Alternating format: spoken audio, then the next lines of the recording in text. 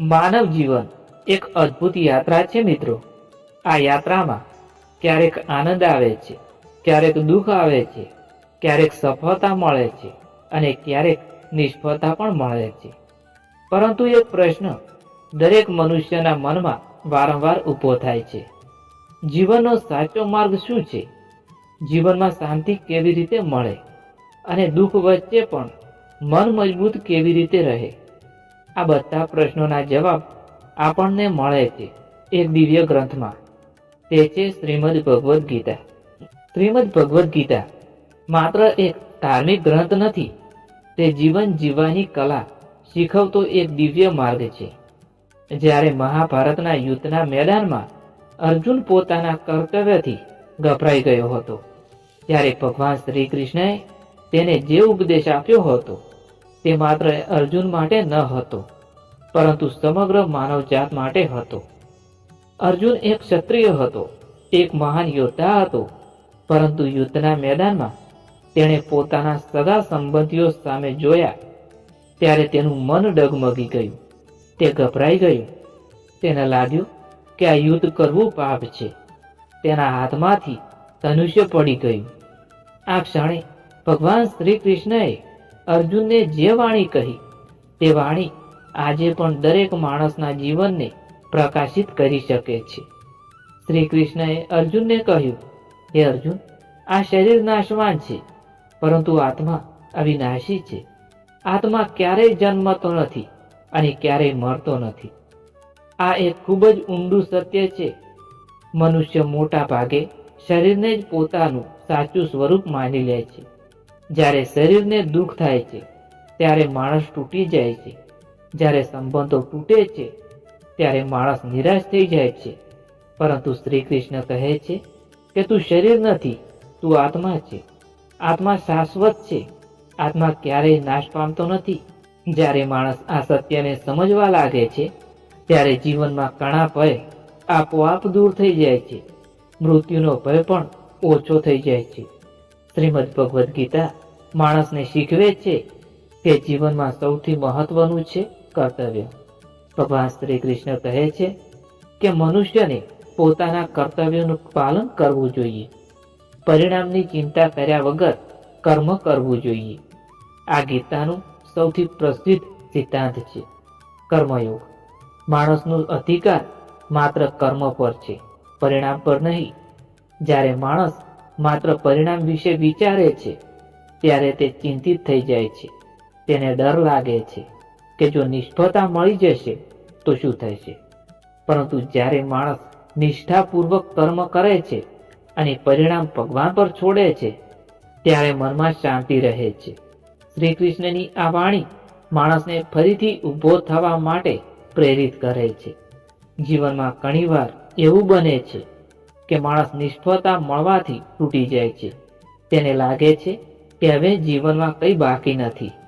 પરંતુ ગીતા કહે છે, નિષ્ફળતા અંત નથી, નિષ્ફળતા તો માત્ર એક અદ્ભુત અનુભવ છે જે માણસને વધુ મજબૂત બનાવે છે। ભગવાન શ્રી કૃષ્ણ કહે છે કે જે માણસ પોતાના મનને નિયંત્રિત કરી શકે છે તે જીવનમાં સાચી સફળતા પ્રાપ્ત કરી શકે છે। મન ખૂબ ચંચળ છે, મન ક્યારેક ભૂતકાળમાં દોડે છે, ક્યારેક ભવિષ્યની ચિંતા કરે છે। પરંતુ ગીતા શીખવે છે કે જે માણસ પોતાના મનને વર્તમાનમાં સ્થિર રાખી શકે છે તે જ સાચી શાંતિ મેળવી શકે છે। શ્રીમદ ભગવદ્ ગીતા આપણને એક મહત્વની વાત શીખવે છે, સમત્વની। જીવનમાં સુખ આવે કે દુઃખ આવે, સફળતા મળે કે નિષ્ફળતા મળે, બંનેમાં સમાન રહેવું, કારણ કે સુખ અને દુઃખ બંને અસ્થાયી છે। જે રીતે દિવસ પછી રાત આવે છે અને રાત પછી ફરી દિવસ આવે છે, તેવી રીતે જીવનમાં સુખ અને દુઃખ બંને આવતા રહે છે। પરંતુ જે માણસ બંને સ્થિતિમાં શાંત રહે છે તે જ સાચો યોગી કહેવાય છે। ભગવાન શ્રી કૃષ્ણ કહે છે કે માણસે પોતાના જીવનમાં સકારાત્મકતા રાખવી જોઈએ। નકારાત્મક વિચારો માણસને કમજોર બનાવે છે, પરંતુ સકારાત્મક વિચારો માણસને શક્તિ આપે છે।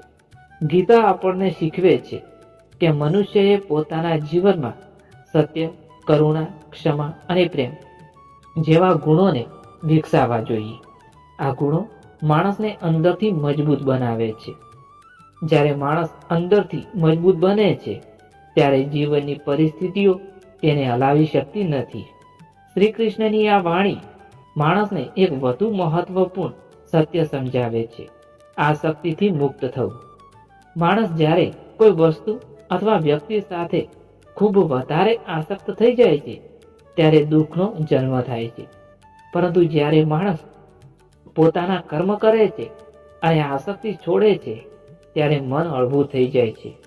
આનો અર્થ એ નથી કે માણસ સંબંધો છોડે છે, પરંતુ સંબંધોમાં પ્રેમ રાખે, માલિકી ભાવ નહીં. ગીતા આપણને શીખવે છે કે જીવનમાં સાચી ખુશી બહારની વસ્તુઓમાં નથી, સાચી ખુશી આપણા અંદર છે. જ્યારે માણસ પોતાના અંતરમાં શાંતિ શોધે છે ત્યારે જીવનમાં એક નવી પ્રકાશની શરૂઆત થાય છે. શ્રી કૃષ્ણ કહે છે કે જે માણસ પોતાના મન અને ઇન્દ્રિયોને જીતે છે તે જ સાચો વિજેતા છે. દુનિયાને જીતવું સરળ છે મિત્રો, પરંતુ પોતાના મનને જીતવું સૌથી મોટું વિજય છે. ગીતા આપણને ભક્તિનો માર્ગ બતાવે છે મિત્રો. ભગવાન શ્રી કૃષ્ણ કહે છે કે જે માણસ નિષ્ઠાપૂર્વક ભગવાનને યાદ કરે છે અને પોતાના કર્મ ભગવાનને સમર્પિત કરે છે તેના જીવનમાં ભય રહેતો નથી. ભક્તિ માણસને અંદરથી મજબૂત બનાવે છે. જ્યારે માણસને લાગે છે કે ભગવાન તેની સાથે છે ત્યારે તે કોઈ પણ મુશ્કેલીનો સામનો કરી શકે છે. ગીતા આપણને શીખવે છે કે જીવનમાં હિંમત રાખવી જોઈએ, હાર ક્યારેય માનવી નહીં, કેમ કે દરેક અંધકાર પછી પ્રકાશ આવે છે. ભગવાન શ્રી કૃષ્ણની વાણી માણસને યાદ અપાવે છે કે જીવન એક યુદ્ધ છે. આ યુદ્ધ બહારના લોકો સાથે નથી, પરંતુ પોતાના અંદરના ડર, શંકા અને નકારાત્મક વિચારો સાથે છે. જે માણસ આ આંતરિક યુદ્ધ જીતી જાય છે તે જ સાચો વિજેતા છે. શ્રીમદ ભગવદ્ ગીતા આપણને એક સુંદર માર્ગ બતાવે છે: જ્ઞાન, કર્મ અને ભક્તિનો. જ્ઞાન માણસને સત્ય સમજાવે છે મિત્રો. કર્મ માણસને જીવનમાં આગળ વધવા માટે પ્રેરિત કરે છે અને ભક્તિ માણસને શાંતિ આપે છે. જ્યારે આ ત્રણેય માર્ગ એક સાથે જોડાઈ જાય છે ત્યારે માણસનું જીવન દિવ્ય બની જાય છે. શ્રી કૃષ્ણની વાણી માણસને કહે છે: ઉઠો, જાગો અને તમારા કર્તવ્ય માટે આગળ વધો. ડરશો નહીં. જીવનમાં મુશ્કેલીઓ આવશે, પરંતુ તે તમને વધુ મજબૂત બનાવવા માટે આવે છે. જો માણસ વિશ્વાસ રાખે, પ્રયત્ન કરે અને ભગવાન પર ભરોસો રાખે તો જીવનમાં કોઈ પણ અવરોધ તેને રોકી શકતો નથી. શ્રીમદ ભગવદ્ ગીતા આપણને યાદ અપાવે છે કે જીવન એક અવસર છે. આ અવસરનો ઉપયોગ સારા કર્મ કરવા માટે કરવો જોઈએ. જ્યારે માણસ પોતાના જીવનને સારા કર્મો માટે પ્રેરિત કરે છે ત્યારે તેનું જીવન માત્ર સફળ જ નહીં, પરંતુ અર્થપૂર્ણ બની જાય છે. ભગવાન શ્રી કૃષ્ણની આ વાણી આજે પણ દરેક મનુષ્યને કહે છે: નિરાશ ન થાવ, ડરશો નહીં, તમારા કર્તવ્ય માટે આગળ વધો. કારણ કે જે માણસ હિંમત રાખે છે, શ્રદ્ધા રાખે છે અને સારા કર્મ કરે છે તેના જીવનમાં અંતે વિજય નિશ્ચિત છે. અંતે શ્રીમદ ભગવદ્ ગીતા આપણને એક મહાન સત્ય શીખવે છે: જ્યારે માણસ પોતાનું જીવન ભગવાનને સમર્પિત કરે છે અને નિષ્કામ ભાવથી કર્મ કરે છે ત્યારે તેના જીવનમાં સાચું સુખ, સાચી શાંતિ ઉત્પન્ન થાય છે. આજ છે શ્રીમદ ભગવદ્ ગીતાની દિવ્ય વાણી. આજ છે શ્રી કૃષ્ણની દિવ્ય વાણી.